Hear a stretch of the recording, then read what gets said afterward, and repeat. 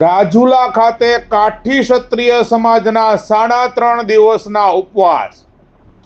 700 વર્ષથી ચાલી આવતી જૂની પરંપરા મુજબ સુરેન્દ્રનગરના ચોટીલાથી 10 કિલોમીટર દૂર દેવસર ગામે કાઠી ક્ષત્રિય સમાજના ઈષ્ટદેવ એવા ભગવાન સૂર્યનારાયણ દેવનું નવા સુરત દેવળ મંદિર આવેલું છે। આ એક એવા ભગવાન જીવનદાતા અને સમયદાતા છે। સૂર્યનારાયણ ભગવાન 7 ઘોડાઓ દ્વારા ખેંચાયેલા સુવર્ણ રથમાં રાંદલ માતાજી સાથે બિરાજમાન છે। ભગવાન સૂર્યનારાયણને પરમ સત્ય બ્રહ્મ સમાન માનવામાં આવે છે। તેમને બધી સૃષ્ટિના આશ્રયદાતા, આધ્યાત્મિક તેમજ ભૌતિક અસ્તિત્વના સ્વામી તેમજ તેમના ભક્તોના દુઃખ દૂર કરનારા માનવામાં આવે છે। કાઠી ક્ષત્રિય સમાજના લોકો નવા સુરત દેવળ મંદિર ખાતે દર વર્ષની વૈશાખ સુદ એકમથી વૈશાખ સુદ ચોથના બપોર સુધી 3.5 દિવસના કઠોર ઉપવાસ કરવા દૂર દૂર દેશાવરો ખાતેથી આવે છે અને ભગવાન સૂર્યનારાયણની પૂજા અર્ચના, ધૂપ દીપ આરતી ઉતારી ઉપવાસ કરે છે।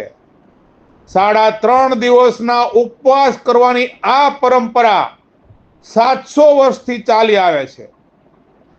ઈસવીસન 1690 થી 91 મુઘલ સામ્રાજ્યના રાજા ઔરંગઝેબના સેનાપતિ સુજાત ખાએ જૂના સુરત દેવળ પર હુમલો કર્યો।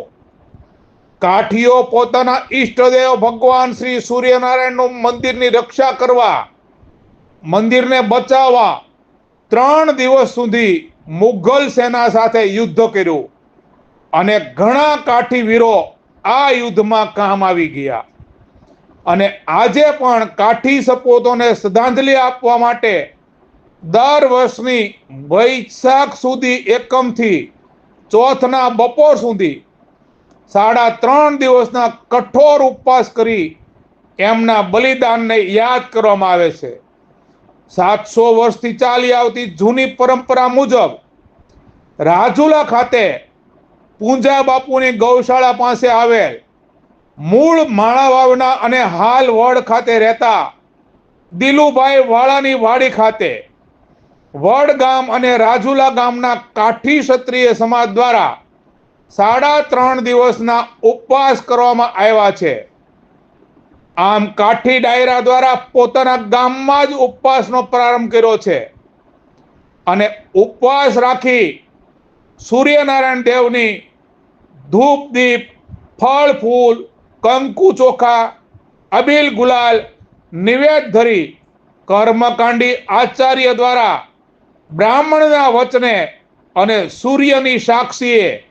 ભગવાન ભાસ્કરના પૂજનો કરવામાં આવી રહ્યા છે અને આજે પણ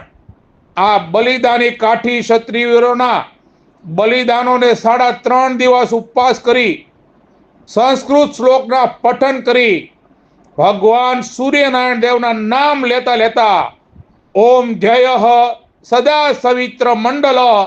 મધ્યવર્તી નારાયણ સરસીજા સનસન્નિવિષ્ટ કેયુરવાન મકર કુંડલવાન ઓમ મિત્રાય નમઃ,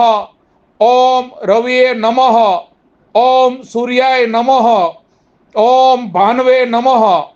ઓમ ખગાય નમઃ, ઓમ પુષ્ણે નમઃ, ઓમ હિરણ્યગર્ભાય નમઃ, ઓમ મારીચ્યે નમઃ, ઓમ આદિત્યાય નમઃ, ઓમ સાવિત્ર્યે નમઃ, ઓમ અર્કાય નમઃ, ઓમ ભાસ્કરાય નમઃ